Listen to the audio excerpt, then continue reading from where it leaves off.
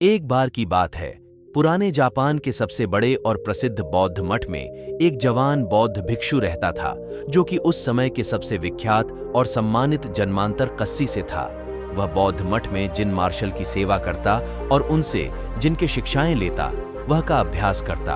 वह नौजवान बौद्ध भिक्षु बहुत ही होशियार, मेहनती और अपने कार्यों के प्रति ईमानदार था, जैन मास्टर के द्वारा दी गई और एक शिक्षा का पूरे लगन के साथ अभ्यास करता और पूरी ईमानदारी के साथ उनका पालन भी करता।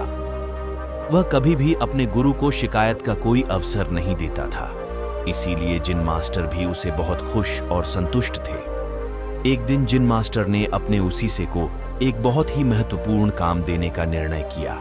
उन्होंने सेसे को अपने पास बुलाया और उसके हाथों में एक पत्र देते हुए कहा, तुम्हें इस पत्र को जितना जल्दी हो सके क्योटो शहर में रह रहे इसके असली मालिक तक पहुंचाना है। लेकिन याद रहे, किसी भी हालत में यह पत्र तुमसे खोना नहीं चाहिए और न ही किसी दूसरे व्यक्ति के हाथ लगना चाहिए। इस पत्र का जल्द से जल्द इसकी सही मालिक तक पहुंचना बेहद आवश्यक है, क्योंकि इसमें हजारों लोगों की जिंदगी और मौत का सवाल है। मास्टर का आदेश मिलते ही वह बिना एक्शन करवाई अपने काम में लग गया। उसने रास्ते के लिए भोजन लिया, अपनी तलवार उठाई और घोड़ी पर सवार होकर निकल पड़ा। पत्र को उसके मालिक तक पहुंचाने के लिए वह अपने घोड़े को तब तक तेजी से दौड़ता रहा जब तक वह एक बड़ी सी नदी के किनारे नहीं पहुंच गया, जिसे पार करने के लिए एक सकरा सा पुल बना हुआ था।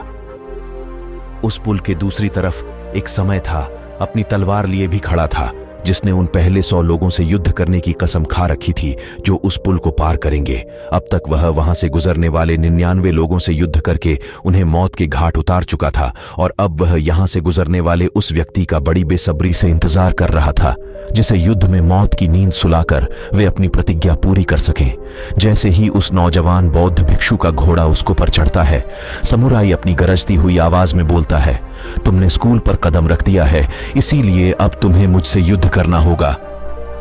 अपनी तलवार निकालते हुए समुराई चिल्लाया, मरने के लिए तैयार हो जाओ, अपनी मौत को अपनी तरफ आता देख। वह बौद्ध भिक्षु अंदर ही अंदर बहुत डर गया, लेकिन तभी उसे अपने गुरु की बात याद आती है कि पत्र बहुत महत्वपूर्ण है, यह किसी दूसरे व्यक्ति के हाथ नहीं लगना चाहिए। वहीं समुराई से पत्र की महत्वता के बारे में बताता है और उससे प्रार्थना करता है कि वह उसे उस पत्र को उसके गुरु तक वापस पहुंचा देने दी, और वचन देता है कि पत्र वापस करने के बाद वह जरूर उस युद्ध करने वापस आएगा। समुद्री उसकी बात मान लेता है और उसे वापस जाने देता है। पूरे रास्ते भर उस पुल को भी घटना के बारे में सोचते सोचते कब आश्रम पहुंच जाता है उसे पता ही नहीं चलता। आश्रम पहुंचते ही वह तुरंत जिन मास्टर के पास आता है और वे सारी घटना सुनाता है, इस उम्मीद में कि शायद मास्टर उसकी मदद करेंगे। लेकिन पूरी बात सुनने के बाद मास्टर सिर्फ इतना ही कहते हैं, मेरे पास ऐसा कोई तरीका नहीं है जिससे तुम एक समुराई योद्धा को तलवारबाजी में हरा नहीं सकते, इसीलिए तुम्हारी मौत तो निश्चित है। लेकिन हाँ, मैं तुम्हें मृत्यु का सामना करने का सबसे अच्छा तरीका जरूर बता सकता हूँ। जब तुम उस पुल पर पहुंचे तो अपनी तलवार को अपने सर के ऊपर उठाना और अपनी आंख बंद कर लेना और पूरी शांति के साथ खड़े होकर इंतजार करना। जब तुम महसूस हो कि कुछ ठंडी चीज तुम्हारी खोपड़ी को छू रही है तो यही तुम्हारी मृत्यु होगी। इसके बाद वह नौजवान बौद्ध भिक्षु दोबारा अपने सफर पर निकल पड़ता है। इस बार वह अपनी मौत का सामना करने के लिए पूरी तरह से तैयार था।